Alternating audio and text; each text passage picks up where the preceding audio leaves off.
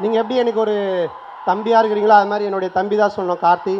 என் மேலே அவ்வளோ பிரியம். ஸோ இந்த கதை பண்ணி எடுத்துகிட்டு வரும்பொழுது டிக்கிலோ நான் முடித்ததுக்கு அப்புறமா ஒரு லைன் வந்து சொன்னார். இந்த லைன் வடக்குப்பட்டி ராமசாமி, இதை கண்டிப்பாக காமெடியாக ஒரு ஸ்க்ரீன் பிளேவோட ஒரு கதையாக இத்தனை காமெடியன்ஸை வச்சு பண்ணுறது ரொம்ப சேலஞ்சிங்கான விஷயம். எனக்கு தெரிஞ்சு பண்ண முடியாதுன்னு தான் நினச்சேன். பட் போய் உட்காந்து சின்சியராக எழுதி எடுத்துருந்து எனக்கு சொன்னார். எனக்கு ரொம்ப பிடிச்சிருந்துச்சு. நான் வந்து ரெண்டு பேர் படம் பண்ணால் மட்டும் என்னுடைய கொஸ்டின்ஸோ இல்லை என்னுடைய விஷயத்தை எதுவுமே நான் சொல்ல மாட்டேன். அவங்க சொல்கிறத பண்ணால் போதும், இது செம்மையாக ஒர்க் அவுட் ஆகும்னு மட்டும் தெரியும். ஒன்று வந்து பிரேமானந்த், என்னுடைய டீமில் இருந்து போன அவங்களுடைய டைரக்ஷனு. அடுத்தது கார்த்திக் யோகி தான். அவ்வளோ ஹியூமர் இருக்கும், அவ்வளோ நல்லா இருக்கும். இந்த படத்தில் நீங்கள் கேரக்டர்ஸ் பார்த்தீங்கன்னா ஒவ்வொரு கேரக்டருமே எப்படி டிடி ரிட்டர்ன்ஸில் ஒர்க் அவுட் ஆச்சோ அதே மாதிரி இதில் எம்எஸ் பாஸ்கர் சார்லேருந்து இட் பிரசாந்த்லேருந்து கூல் சுரேஷ்லேருந்து மாறன்லேருந்து எல்லாருமே ஒர்க் அவுட் ஆகிற மாதிரி இருக்கும். ஸோ நீங்கள் தேட்டரில் வந்து பார்க்கும்போது 2 மணி நேரம் போர் அடிக்காமல் ஒரு கதையுள்ள, ஒரு கருத்துள்ள, ஒரு நல்ல ஸ்க்ரீன் பிளே உள்ள ஒரு படத்தை பார்த்தா மாதிரி இருக்கும். எனக்கு இப்போது ஆஃப்டர் டிடி ரிட்டர்ன்ஸ் மறுபடியும் எனக்கு ஒரு ஹிட்டு தேவைப்படுது. அந்த ஹிட்டு நிச்சயமாக கார்த்திக் மூலமாக கிடைக்கிறது எனக்கு மிகப்பெரிய சந்தோஷமாக இருக்குது. தொடர்ந்து கார்த்திக் போனாலும் நாங்கள் விடுற மாதிரி இல்லை. ஸோ ஹாரி அதான் சொன்னாமல் அவனை இப்போவே பிடிச்சி வை அப்படின்னு சொல்லிட்டு. ஸோ அந்த மாதிரி. அது மட்டும் இல்லை, கார்த்திக் இந்த படம் ட்ரெய்லர் வந்ததுக்கப்புறம் நான் பேர் சொல்ல விரும்பலை, பெரிய ஹீரோ, பெரிய பெரிய இடத்துல இருந்து கால் வந்தது, கதை இருக்கா லைன் இருக்காலாம் சொல்லி கேட்டாங்க. ஸோ அந்த அளவுக்கு மிகப்பெரிய ஒரு ஸ்கேலுக்கு போக வேண்டிய டைரக்டர் தான். பட் எங்களோட ஒரு பாசத்தில் இன்னும் எங்களோட சேர்ந்து பண்ணிட்டு இருக்காரு. ஸோ கார்த்திக் இதுவும் மிகப்பெரிய ஸ்டேஜ் தானே, இதான் ஃபஸ்ட்டு ஸ்டேஜ் தான். So thank you Karthi. ஸோ படத்தை நாங்கள் இன்னும் என்ன தான் பயங்கரமாக பேசினாலும் ஃபஸ்ட்டு டே நீங்கள் போய் தேட்டரில் பார்த்து நீங்கள் சொல்கிறது தான். நீங்கள் பார்த்து சொல்லுங்கள், எனக்கு பிடிச்சிருக்கு, படம் நல்லா வந்திருக்கு, என்கிட்ட நீங்கள் எதிர்பார்க்குறது இந்த படத்தில் இருக்குது, உங்களுக்கு பிடிக்கும். ரொம்ப நன்றி. இங்கே வருகை தந்துள்ள மீடியா ஊடக நண்பர்கள், பத்திரிகையாளர்கள், அவர்கள் எல்லாருக்கும் என்னுடைய மனமார்ந்த நன்றி.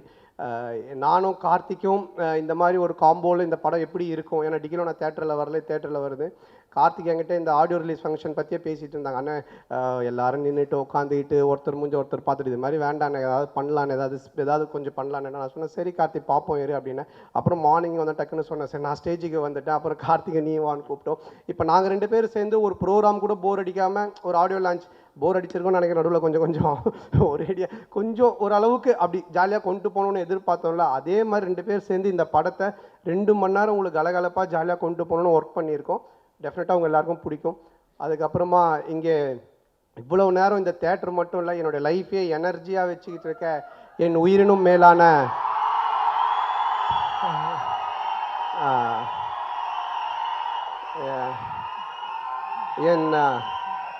என் அன்பு சொந்தங்களாகிய என் ரசிகர்களுக்கு என்னுடைய மனமார்ந்த நன்றி.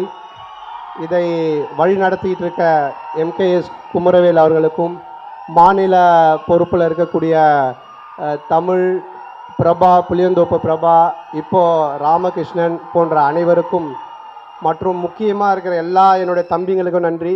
சும்மா வந்து இதுக்காக கைத்தட்டாமல், உண்மையிலேயே இது நம்ம வீட்டு ஃபங்க்ஷன், அதுக்கு எல்லாரும் வந்திருக்காங்கன்னு கைத்தட்டி என்ஜாய் பண்ணிங்கல்ல, ஸோ அதுக்கு நான் ரொம்ப கடமைப்பட்டிருக்கேன்.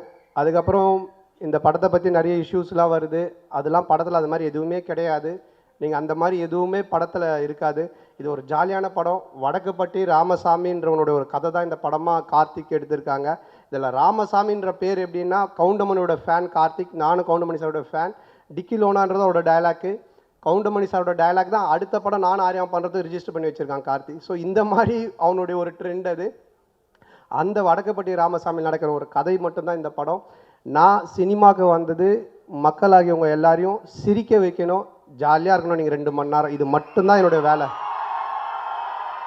இதை தவிர யார் மனசையும் புண்படுத்தணுமோ, இல்லை யாரையோ தாக்கி பேசணுமோ, இல்லை ஏதாவது இது பண்ணணுமோன்றதெல்லாம் எனக்கு நிச்சயமாக கிடையாது. இதை நான் கும்பிட்ற கடவுளுக்கு தெரியும், நேசிக்கிற ரசிகர்களுக்கு தெரியும். உங்களை சிரிக்க வைக்கிறது மட்டும்தான் என்னுடைய வேலையை நான் வச்சு இவ்வளோ நாள் பண்ணிகிட்டு இருக்கேன். காசு, பணம், புகழ் இதெல்லாம் நான் அப்போ காமெடினாக இருக்கும்போது பார்த்தேன், அதை நோக்கி தான் போயிருப்பேன். இன்னும் புதுசாக ஏதாச்சும் பண்ணோம். பாஸ்கர் 2 பண்ணிவிட்டு அடுத்தது பண்ணுறதுக்கு நான் ஏன் இவ்வளோ கேப் விட்டு யோசிக்கிறேன்னா, இதை விட பெட்டராக நீங்கள் பார்க்கணும் அப்படின்றதுக்கு தான் நான் இவ்வளோ போட்டு யோசிக்கிறேன். எல்லா டைமும் நீங்கள் சிரிக்கணும், இது சிரிப்பாங்களா, இந்த சீன் சிரிப்பாங்களா, இது பண்ணுவாங்களா. அதான் சொல்கிறேன்ல, நேற்று நைட்டு இன்றைக்கி காலைல இந்த ப்ரோக்ராம் வரைக்கும் வரவங்க சிரிக்கணும், சந்தோஷமாக இருக்கணுன்றதை மட்டுமே தான் யோசிச்சுட்டு இருக்கேன். ஸோ அந்த மாதிரி தான் இந்த படமும் இருக்கும்.